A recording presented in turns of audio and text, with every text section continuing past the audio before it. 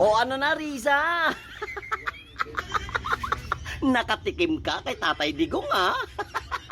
Hindi talaga kayo magkakaintindihan sapagkat iba yung view mo. Yung view ni Tatay Digong, pangmasa, pangbansa. Yung view mo, pampolitika. Yan ang totoo, Riza. Hindi kayo magkakaintindihan sapagkat magkaiba ang pananaw ninyong dalawa. Si Tatay Digong para sa sambayan ng Pilipino at ikaw para sa personal na interes mo. Si Tatay Digong para sa future ng mga kabataan at ikaw ay future ng political career mo. Kaya masasabi kong very firm yung mga statement ni Tatay Digong eh. Kahit anong gawin yung pagtatanong ay hindi mababali eh. Ay nako, if there is really a chance that President Duterte will come back to power, ay nako, iboboto talaga namin yan. At yung pinakamas maganda dyan, uulitin niya pa rin yung ginawa niya noon, dublado pa. Ay nako, eto pag taong bayan ang nagdikta, wala tayong magagawa.